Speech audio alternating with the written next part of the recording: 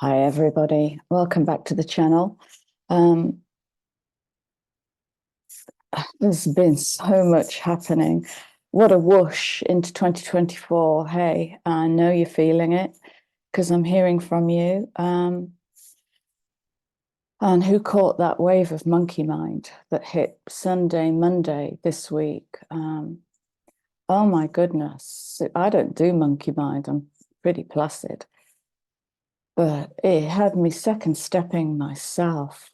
Like, trying to roll three jobs into one, go do this, and then that can happen. And it was just insane. I had to just stop what I was doing.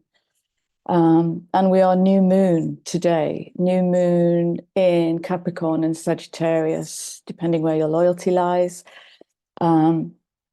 Western and sidereal. I think all the energies emerging now. I was pondering on Pluto's movement into Aquarius, Western this year, but Pluto has just moved into Capricorn. It's at 5 degrees, I think, in Capricorn. And both are true because we have transformation in the collective at a transhuman level, and we have transformation in the built world, personal money. That's going to come in here because there's a real kind of calling out. And so what I've done, so today I'm going to ramble aimlessly again. I'm going to fully embrace the insanity of not much making sense. And I'm going to let go of my intellectual need to understand and give context to my audience, because the magic is that you figure it out for yourself. And the magic is that you build the blueprint and go, what about this? What about this? And you do that in the comments. Thank you for your beautiful comments. I'm also a little bit under the weather. I'm learning all about health all over again. And they're in my notes as well. So what I've done is I've skimmed through my journal, because while I haven't had time to make a video, I have been getting loads of information and scribbling often. So I skimmed through, and I'm just going to bring you this disparate picture of something that is emerging. All right.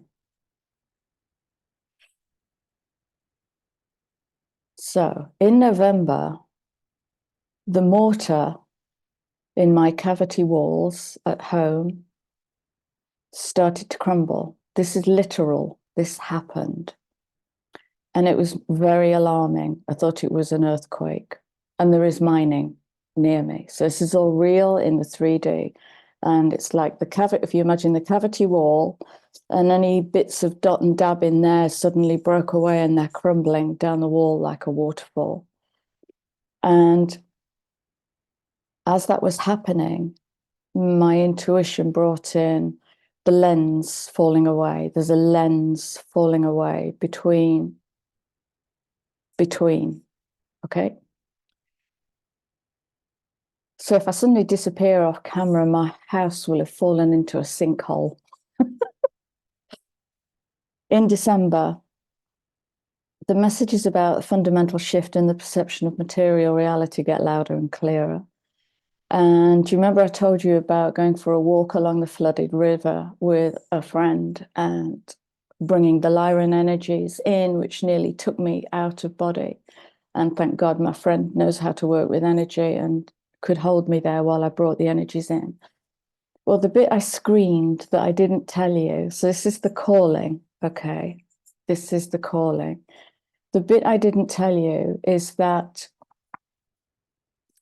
on that same day, this is at the end of December, I'm driving home, and to my left, I see two young lads come out of a house to get into their car. They couldn't have been, well, driving age 17, 18, 19 tops, young lads come out. And one of the, as I'm passing, all of this happened in 2 seconds. As I'm passing, one of the lads looked up and made direct eye contact with me, and I with he, and he shapeshifted right in front of me into a Lyran. My higher heart flew open and I was in tears. And so the rest of the journey home was holding back a full body activation. So I sob when I activate with certain energies. It's not that I'm sad or I'm crying, that's 3D. This is, I use the body as a catalytic converter to run around and flip switches, and that looks like sobbing, which pumps the solar plexus, yada, yada. So I had to hold back that sob because obviously I was driving. But there were tears rolling down my face because as we made eye contact and he shapeshifted, my higher self said, oh, thank goodness they're here. Okay. Today, January the 11th, I discover that Lyra constellation made an alignment with our sun and earth at the end of December. I didn't know that when I was at the river. So Lyran energy is here if you want to play. First week in January, and I get the sentence, you can run, but you can't hide. So this is the two. And whatever's been blocking access between the two is crumbling away. So what I'm finding in the whole collective, like every client to some lesser or greater extent is presenting with this.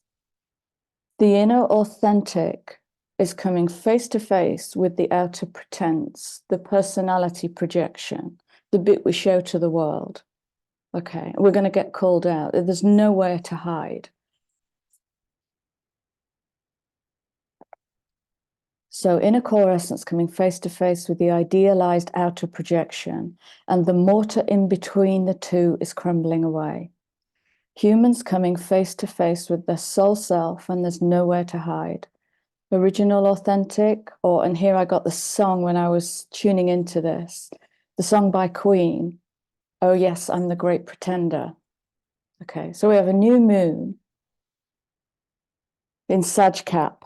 Sag wants the truth. Capricorn is the built made world, personal resource. And we're in a 9 months, which if I express it quite harshly, might be cut your losses and run. Because that new moon in Cap is really going to ask, are you telling the truth? Right, yeah. I used to know a guy 100 years ago who was very proud to tell me that on paper he was a millionaire. But what about in liquid? What about in real? Okay. And so that ego self of perceived riches is going to be seriously checked. It's happening. It's happening. Capricorn is the house of business and money and corporations. And in sidereal, we have Pluto that's now at 5 change of Capricorn. Okay.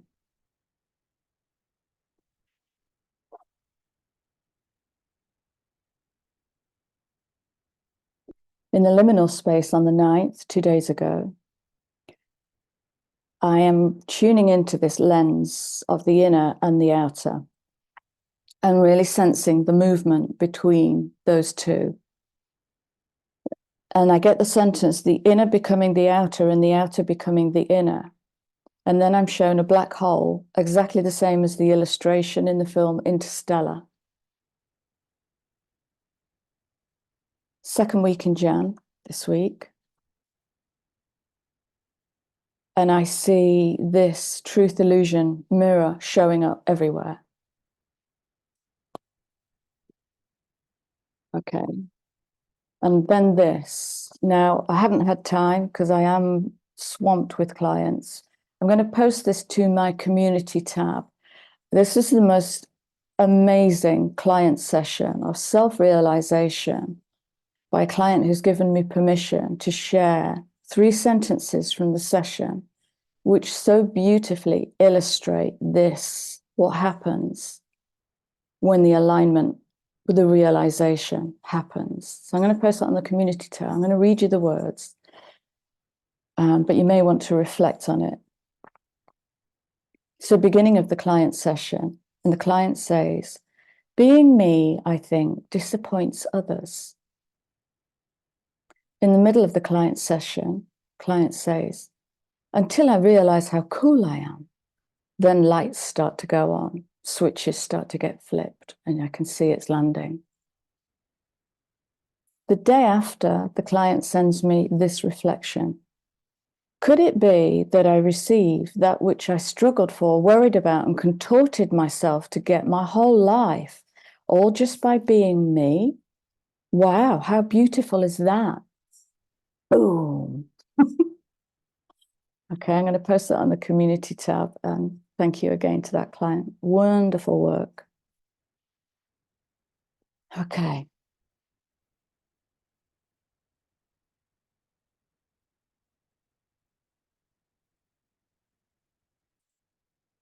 About a week ago, 10 days ago, I'm working in the liminal. I'm sitting with a guide on a beach, and together we are watching the sunset. And the guide says, imagine you could see this in a new way. And I say, show me. And he said, remind yourself, you are sitting on a giant ball of rock, tilted on an axis and spinning through space around the sun. So now, are you witnessing a sunrise or an earth set?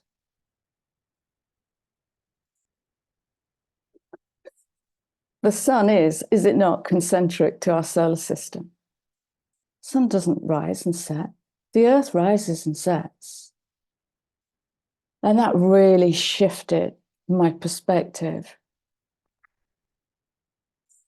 I'm telling you that because there's more weirdness. So I watched the latest Stefan Burns video. I'm going to put a permanent link to Stefan Burns because, bless his heart, he's in a massive evolution at the moment of being a solar flare reporter. He's turned into a galactic weatherman and he's hitting it out the park. So Stefan, I'll put a link in the description box. He's amazing. So yesterday I watched the latest Stefan Burns video and he references the work of Seth and Bain on the theories of consciousness. So I'm watching Stefan Burns and 5 minutes into his video, which I never got to finish, I see a thumbnail to the right called Inside Out Perception. Okay. The outer becoming the inner and the inner becoming the outer. Inside out perception. Without any hesitation, I clicked on the video, started to watch. Then I see the presenter is none other than Anil Seth from Seth and Bain.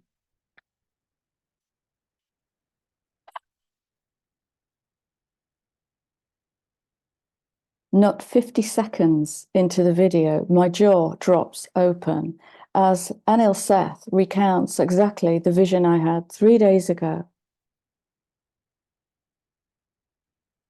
of there is no sunrise and sunset. Now, how is that happening? I hadn't communicated that vision to any living being. I hadn't spoken the words. There's no microphones that can pick that up. That was in here. How has that got picked up? Okay. Sunrise or earth set. And I'll post the link to that Inside Out video. And I want to speak to health because some of you may be noticing fundamental change in your health regime or what you consider as health. 2023 was a year of on and off illness, and I don't think it's going to let up for me as my body shifts at a molecular level to uplift and purify and uplift. And I've become painfully sensitive to geomagnetic radiation. We're now in solar cycle 25 maximum. Okay. As I said, this was predicted for 2025, I think, but it's ramping and it's going to ramp at a quantum level for the next 2 or 3 years. Power changes, the power surges that are changing our reality absolutely will have an effect on the physical body. Study Stefan Burns, he's amazing. And this has led me to more research about my own health. So last year, my body gave me loud and clear radiation sickness when I asked it, what are all these symptoms? Which led me to a new education in self-care. Today, having asked the question again, more symptoms coming online, I'm given dysautonomia. So this is when the central nervous system misfires. Okay. Now everything makes sense. I can boil all of my symptoms down to radiation sickness and dysautonomia. And now I've got work to do. So it makes perfect sense. I feel every solar flare and Schumann peak and sunspot. The day the Lyran energy came in, FYI, was the day that black hole was facing the Earth. Okay. So my health is suffering from being up to 2022, I was a really healthy person. So it's moving with the changes without becoming despondent, just remaining curious and curiouser. Okay, so that is that. So this is kind of a part two of a fundamental shift in the perception of reality. Lose those. And I'm going to pull a few cards. Yeah, we got time. I'm going to pull a few cards. What I've done is incorporated one of my private decks, which wants to work with the collective now. It's called the Enchanted Soul Tarot, and it is delightful. It's a delightful deck. So let's have some messages for the collective around the mirror of reality, or the lens, something around that. 10 of Wands.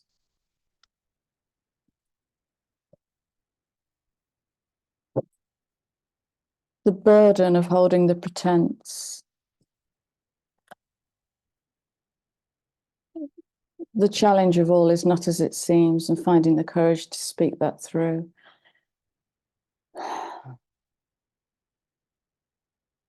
The courage to say to you that shape-shifting is nothing new to me. I've been doing it for about 8 years, but to witness it in others is fairly new. I've witnessed it in others 3 or 4 times, but it's becoming more because my lens is shifting. Also worth mentioning, the vision in my left eye is severely compromised. So I have to go and have an eye test. 10 of Wands, burden, shall I show you the card?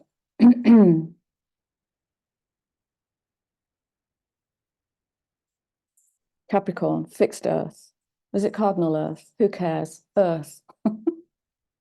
I'm so done with archetypes. I watched a galactic video the other day, and it was just beautiful from one of the quantum astrologers. I love this wave of quantum astrology that's coming out. She's just a lovely human being. And somebody left a comment, which was pedantic, bordering on militant, about, don't you think you ought to bring this perspective from true sidereal astrology? Yeah. And I'm like, can you challenge yourself to maybe let go of the archetype? Because what you're suggesting is that energy knows the boundary. Oh, I mustn't go there because I'm wandering into wandering into true sidereal, and my story lies over here. Really start challenging the archetype. Thank you. This is a piece of work I did this morning. But because I make videos in my sleep, you may get the messages, you may not. But one of the messages was, as we're moving through this time of fundamental weirdness, what are your new archetypes? Because an archetype is something a collective mind points towards and makes. Thank you. Right. Sulfur, what is it? Sulfur dioxide. Bring it to me. Yesterday, I was reminded that Venus, so I'm challenging archetypes all the time. And I'm a lot actually of an iconoclast, and I resist what's fixed. I wriggle with what's fixed because that's bordering on religion. Venus is a planet that is surrounded with poisonous gas and volcanoes. Now, where have we got this dreamy notion that Venus is like some floaty goddess? For fuck's sake, poisonous gas and volcano on a planet called Venus. Can we challenge that? Is that the missing feminine?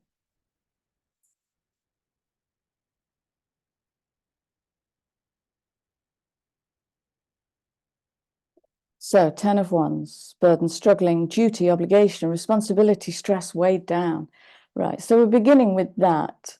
And that is, I could end the reading on that. That is going to be where you get poked. Responsibility for others, responsibility for upholding a fake persona, responsibility for being absolutely honest that on paper you're a millionaire, but in real terms, your overdraft is like 380,000. I'm plucking stupid figures here. It's a reality check. It's an absolute reality check between inner core truth and the idealized projection of personality. And that's the main theme for this year, I sense. It's that 8 wants transformation. And 8 plus January is 8 plus 1. So we're in a 9 months. Wrap it up. Let it go. Because next month is February, which is not only an Aquarian month, archetypes.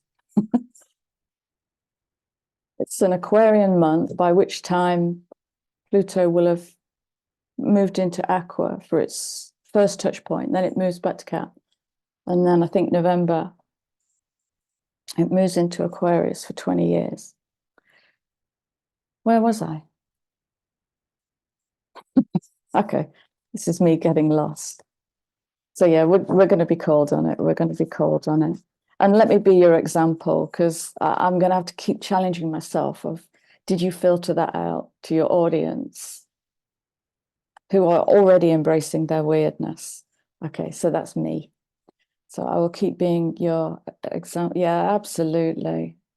Mm-hmm. Ah, ah.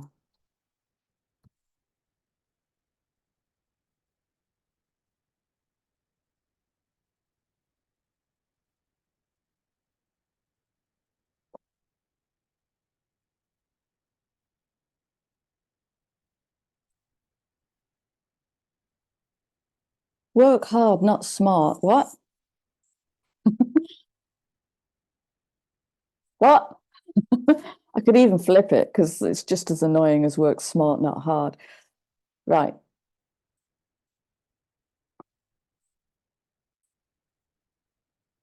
8 of Coins. Yeah. This speaks to burden and joy side by side. Look at that for a mirror.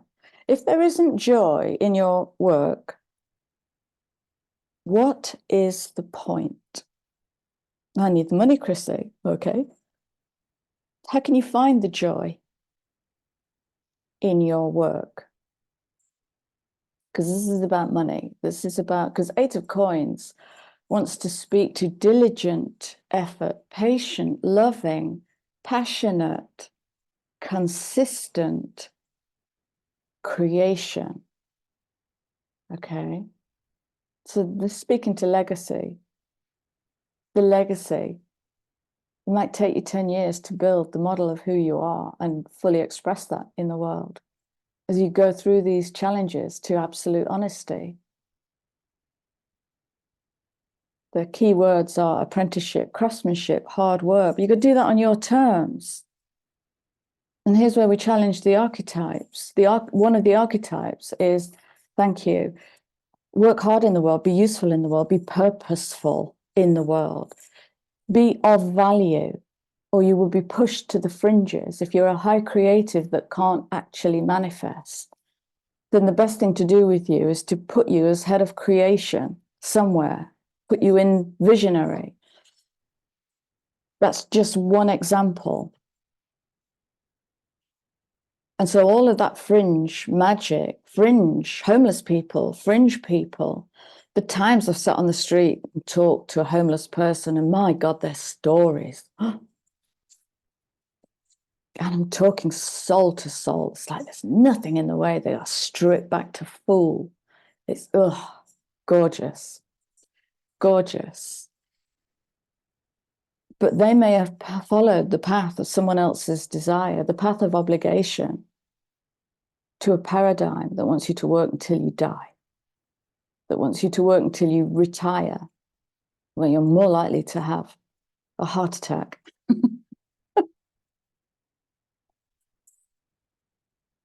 One side, other side. When you build in joy, it ceases to be work. No, this is an old cliche. My work is my joy. My work is the love of my life. I am endlessly a student with human beings. I am always learning. And what happens is 5 years down the road. So 10 years, I've been building this and I didn't know it because I was going through layer and layer after panic. Oh my God, I left my job. I left my job. I left my job. Going through all those shadow layers, doing the deep, deep rubble work to break down that Capricornian bowlogs, just crap. I was never joyful at work. I had tons of money and a flashy car. Great job, the title. It's just nothing. It's nothing if it doesn't light you up with passion, if it doesn't make you stand and plant your wand in the earth. It's nothing. So here's the challenge. The 8 of coins is going to ask you to invest in your, wow, inner child just, inner child's just come in loud and proud.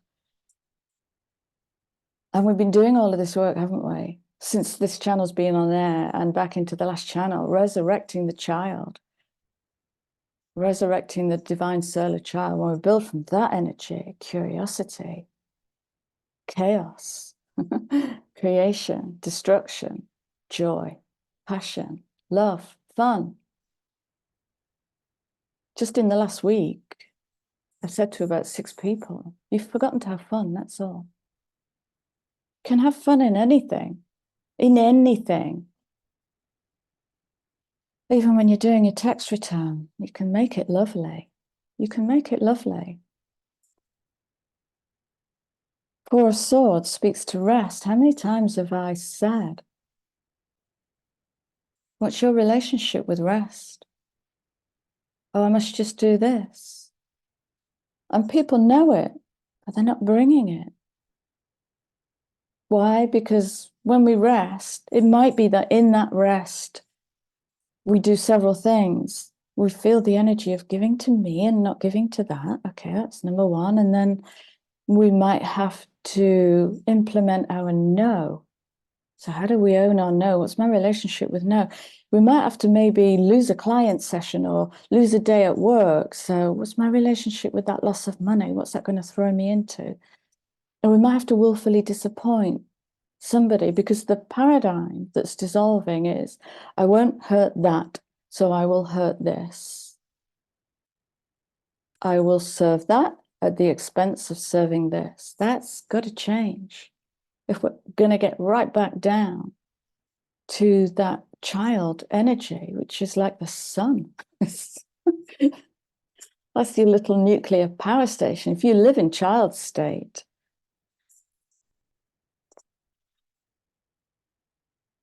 so 4 of Swords. I want to do this, but I'm knackered, then be knackered. But it's okay to be knackered. Have you any idea on a molecular level what's happening in your body right now? Rest, exhaustion since July last year, June, July, something like that, August. As we do shadow work and we go down and down, what one of the first things that truth brings is, do you know what? I'm exhausted, and I think I've been exhausted for 20 years. Okay, exhaustion gets ignored in the suppression of our need to rest because we're stuck in this addiction to create, productivity addiction, usefulness addiction. I could go on, but I'd bore you stupid. So rest is calling. In rest, we allow ourselves at a molecular level just to get still. Maybe even to hear our over noisy mind. Maybe even to hear the narrative of the cellular intelligence speaking to us, been speaking to us since day one, learning to listen, retreat, recuperate, time out, solitude, relaxation, sanctuary, and peace. Where is that present in your life as a spiritual practice, as a first aid kit practice, as an essential practice? Call it what you want. So, 10 of Wands, 8 of Coins, 4 of Swords.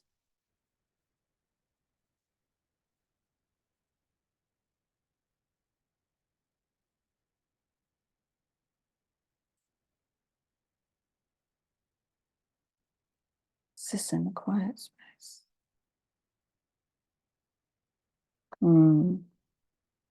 Here comes the invitation. Then the movement. Then the end of confusion. Wow. Okay. Right. I love these underlying stories I get. So this is the here now, what needs to happen. I need to speed this up now. So burden and obligation is going to come right to the top of the milk bottle. And it's going to invite you to rethink your 8 of Coins, how you make way in the physical world, physical resource, how you make your way in the world, which is coming out with exhaustion. And in those 3 cards is an invitation to reconnect to the inner child. Okay, all of my work is grown wounded children, all of it, no matter how high or low the fractal, it's all grown wounded children. Get someone back in touch with their inner child. It's night and day, different. So the underlying story of if you can get into that quiet space, then we're accessing this imaginative, dreamy, romantic, where you can dream, where you dreamt as a little one, okay? Where you can even conceive of what it feels like to be satisfied and content in your cups. And cups are emotions, your emotional language, your emotional blueprint. That's too complex for me to speak about now, but have a look at your relationship with your emotional blueprint. Teamwork could be as simple as the adult you meeting the little you, and remember the teen is in here.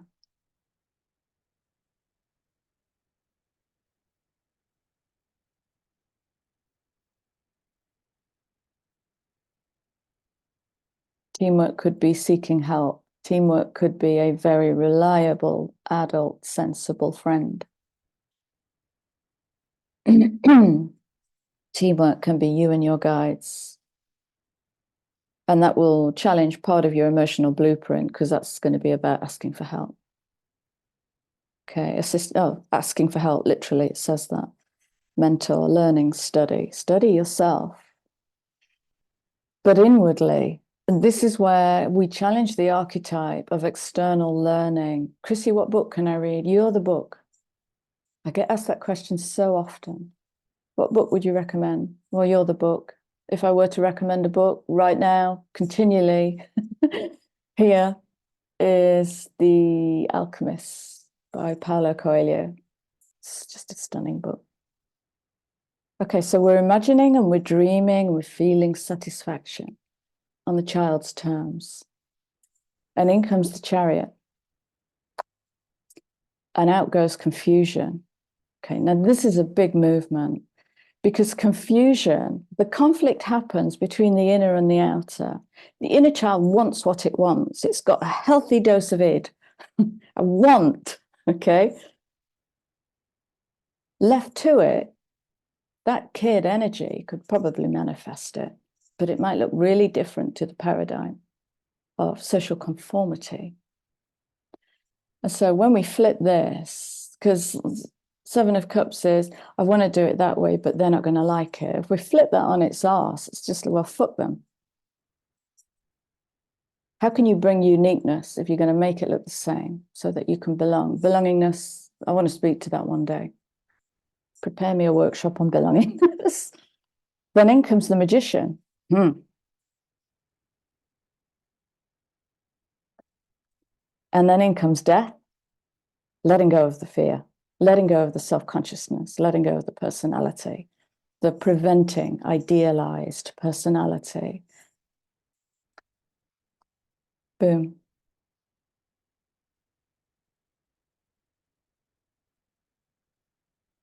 Ah, okay. Okay. I wanted to challenge archetype. This is coming in as the Capricorn new moon, Ace of Swords. Okay. I'm challenging archetypes. But Chrissy, that's air energy. And I think I'm going to end it there. I was going to use the air ethereal. Is there yeah. Oh, beautiful. That's all I need. That is all I need. Wow. Okay. So I'm just going to bring you quickly the underlying story from the ethereal deck. So we have two death cards. We have the Seven of Swords. That's going to call out the deception, the self-deception. So keep this with numero uno. Keep this with yourself. Deception. If somebody deceives you, take that, use that because they're showing you something. Okay. I'm not saying it won't hurt. So that's going to call out deception. It's also going to call out kind of disappointment where you felt you weren't included. That left outness. We need to step into that. We need to step into that to access. Dun, dun, dun. There she is, planting her wand in the earth. Queen of Wands. Woof. That's the energy that's missing in most businesses, in my humble opinion. Queen of Wands. Leading to that balanced feminine creation, the 11-11, just priestess, beautiful. That's it, boom, I'm gone. I